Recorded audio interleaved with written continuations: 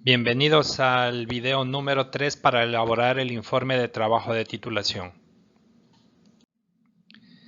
El diagnóstico y el estudio de campo, es decir, el capítulo 2. ¿Dónde se empieza? Exacto, se empieza en el problema, porque vamos a medir y analizar el problema en este capítulo. ¿Qué debemos buscar? Debemos buscar la existencia de las causas y de los efectos. Pero me van a decir, las causas y los efectos ya las escribimos. Sí, fueron escritas, pero no han sido demostradas. En este capítulo se va a demostrar que existen esas causas y esos efectos. Tal vez algunas sean falacias, es decir, en la vida real no existen. Y tal vez otras son más graves de lo que se pensaba. Entonces, ¿qué vamos a medir? Primero debemos identificar de las causas los indicadores, es decir, lo que se pueda cuantificar o que se pueda medir. De los efectos también vamos a buscar indicadores que sean medibles, es decir, que se puedan relacionar unos con otros. Y de la información vamos a determinar el acceso.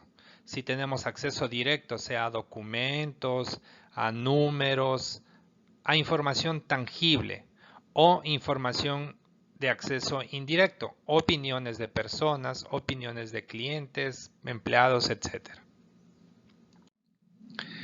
Una vez que hemos logrado eso, vamos a identificar la población y la muestra. Entonces debemos saber cuántas personas intervienen, cuántos procesos se realizan, cuántos documentos existen. A esa población debemos hacerle un muestreo, es decir, debemos seleccionar una porción de población. Este muestreo debe ser catalogado o estructurado si es necesario por estratos, es decir, empleados, administradores, clientes. Y la muestra también debe reducirse o seleccionarse de estos estratos. Hay un sinnúmero de técnicas estadísticas para seleccionar la muestra. Unos utilizan fórmulas y otros son de criterio personal o dominio técnico. Luego debemos identificar los instrumentos. Entonces para eso tenemos unas técnicas y a esas técnicas se vinculan los instrumentos. Por ejemplo, la encuesta tiene un instrumento que se denomina cuestionario. La entrevista tiene un instrumento denominada guía de entrevista. El fichaje tiene fichas de observación y fichas de registro. La técnica que se va a seleccionar está en función directo con el acceso a la información que tenemos. Las fichas, cuando usted tiene acceso directo a los documentos, a la información, es mucho mejor, ya que evita el criterio o la opinión de personas.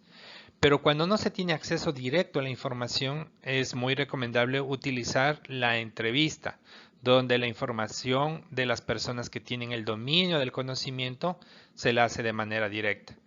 Pero en caso de no tener acceso a estas personas, entonces la hace directamente con el conjunto de personas que se vinculan al proceso o que muestran los datos del proceso. Generalmente el fichaje puede atacar o puede encontrar las causas del problema. Y la entrevista y la encuesta generalmente muestra efectos. La entrevista, por otro lado, es dual, es decir, le puede mostrar tanto causas como efectos. Depende mucho del nivel de acceso que le dé el entrevistado.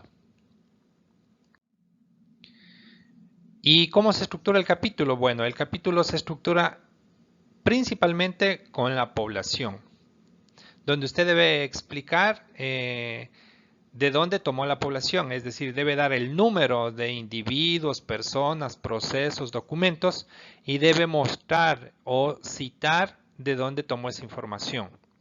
También luego debe aplicar el muestreo, es decir, determinar la fórmula que utilizó para seleccionar la muestra y para la distribución en los estratos, si es que fuera el caso, obviamente. También tiene que explicar los métodos. El método se debe explicar de forma teórica, pero con la aplicación que se va a realizar. Para eso debe utilizar el parafraseo. Hay muchos estudiantes que solo copian y pegan textos, entre comillas, y ponen la cita. No, debe explicar cómo se va a aplicar el método. Y también las técnicas y con el diseño del instrumento. Entonces la técnica se menciona, cómo será aplicada, a qué población, a qué individuos y bajo qué condiciones, y luego pone el diseño del instrumento con las preguntas o con los elementos que va a medir o a cuantificar. En cada instrumento deben haber alrededor de 10 preguntas. Se sugiere que para cada causa o efecto se hagan 3 preguntas y esas preguntas luego necesitan una confirmación y por eso es la 10ª pregunta, para anular instrumentos que hayan sido llenados inadecuadamente. También es importante tener presente que el lenguaje de los instrumentos debe ser un lenguaje acorde a la población a la que se va a realizar. Si la población es son personas comunes, entonces tiene que ser en un lenguaje común de fácil comprensión. Pero si la persona que usted va a entrevistar tiene un título universitario, entonces debe ser un lenguaje técnico. Por eso este capítulo se realiza luego o después de que usted ha hecho el marco teórico, donde usted ya tiene un dominio del lenguaje teórico para poder hacer estos instrumentos. Me voy a quedar con esta frase: todo lo que puede medirse y observarse mejora.